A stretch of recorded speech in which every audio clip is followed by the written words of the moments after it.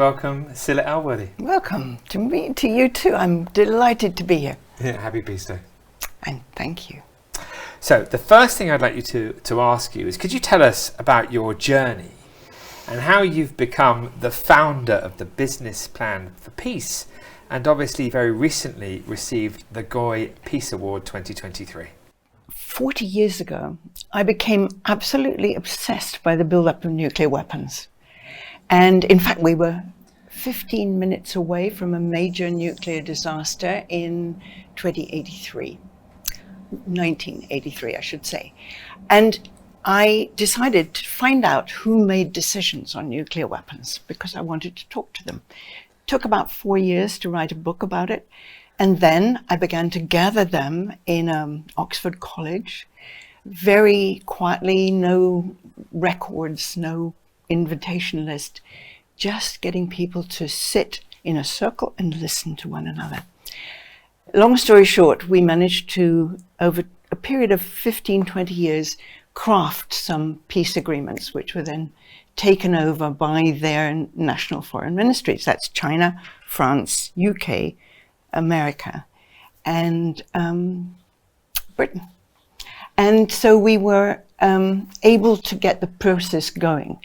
After 20 years doing that, I handed it over to someone else because I became fascinated by what was happening at local level, that I knew people who were risking their lives in very rough conflict situations. And I wanted to find out what they were doing. So I set up an organization called Peace Direct, which thrived and grew bigger and bigger, and is now a very big and very effective organization to support more than 23 local peace initiatives where people are risking their lives so that others don't get killed. And then I became interested in what I'm doing now, which is called the Business Plan for Peace. And I'll talk to you about that later. Yeah.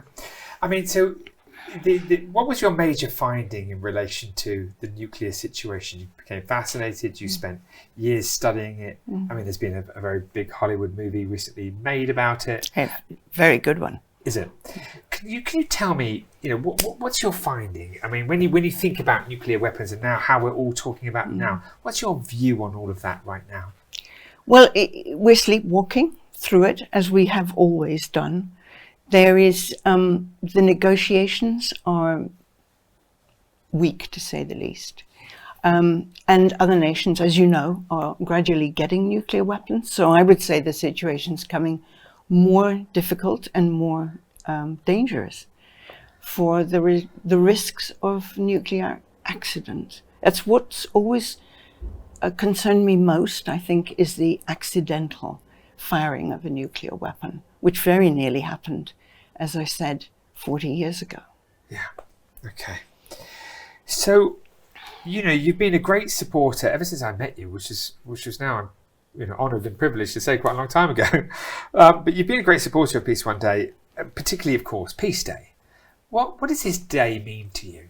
Oh, I was captivated by the Globe event. I don't know which year that was, but it was so wonderful and so inspiring. And it gathered people from literally all over the country and many other countries as well. And the atmosphere that was built up in that theatre about celebrating the possibility of peace, I felt was of key importance to waking people up all over the world. Right. And in terms of when we come together, when we stand together, whether it's in our families or in our homes or in our places of work, which you know a lot about, or indeed in areas of conflict, communities, what's the importance of that? I mean, what are the sort of practical benefits of a day of ceasefire, or a day to protect women, or a day of education, or a day of justice? How do these international days help? The international days certainly are taking people's notice into that area. But the second result that you mentioned is the involvement of women. I think that is becoming of key importance. Why? Because if we look at the situation that we're facing now, with the current crisis in Ukraine that's been going on now for a long time, there's almost no women involved at senior levels in the negotiations, and there should be. Why? Because women when they're involved in peace talks, the results were more than what it is, 35% of those sitting around the table at peace talks. The results of the peace agreements last more than 15 years, which is a long time for a localized peace agreement to last. And there's a reason for that, because women are concerned with the on-the-ground results of armed conflict. The bereaved, the mutilated, the unburied, the children, the orphans, the PTSD. And when they sit around the table, as well as the commanders of the peace armies, the women insist on attention being paid to that. And that has a carry-on effect, because when you deal with the fallout of war, then you stop the whole cycle going around again. Yeah. It's very interesting. So we could think of, I mean, I'm forever asking people, where's the solution? And do you have hope? And can we turn this around? But I guess that we could do that if we had more women involved and around the table. Maybe that's the solution we're looking for. Absolutely. And there's reasons for it. Because women bring particular characteristics to negotiations. I'm not just talking about the publicity of peace or war, but what women bring, because they're accustomed to it, is an incredible skill to listen. Not immediately to think, I will need to put my point of view to you, but they will listen. They'll say, what did you actually mean? Can we build on that? You watch them in negotiations. That's what they do. They bring often a calmness to what are very tense negotiations. They bring realism as to what can be done, because they know the grassroots. They know what's possible on the ground. But they also bring this, what I would call heart intelligence. Because a lot of what we use in peace negotiations is pure brain. And we don't consult the wisdom that's inherent in the heart. And I think women tend to do that more. Yeah, I can completely believe it.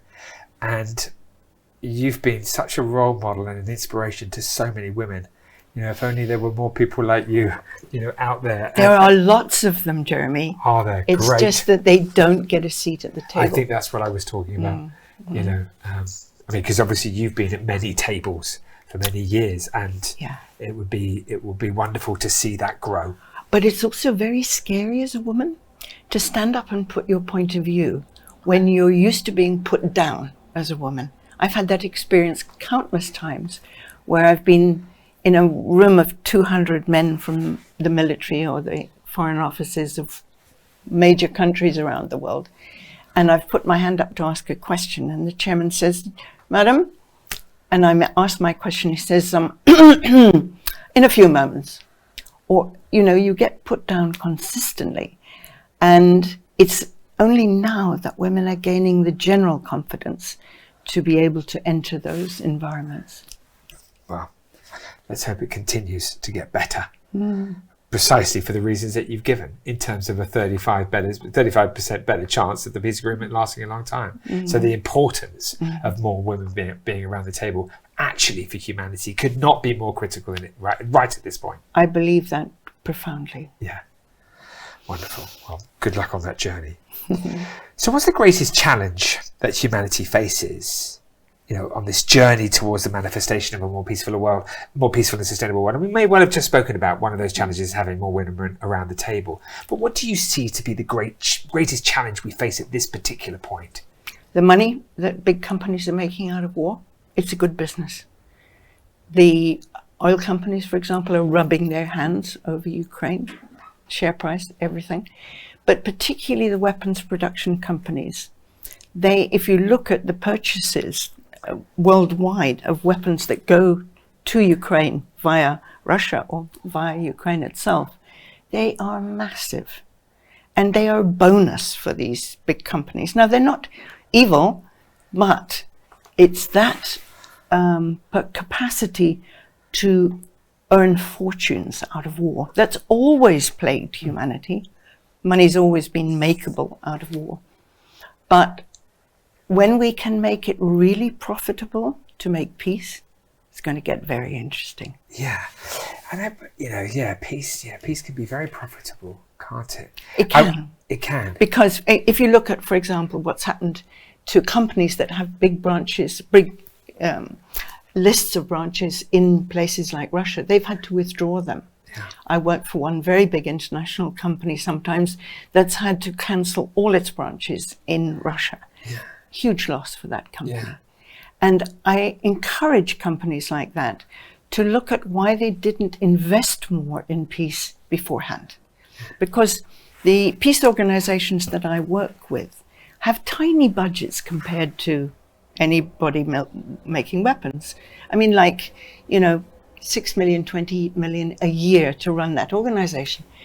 If a company invests just 1 million in one of those organizations, they're going to make a big difference. Wow. Well, listen, that brings us on nicely to, could you just tell us about the business plan for peace? Yeah.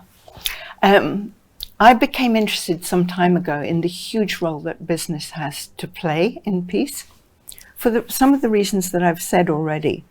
But it's a massive potential force in not only funding independent organizations that are geared, efficient, experienced in bringing about peace locally.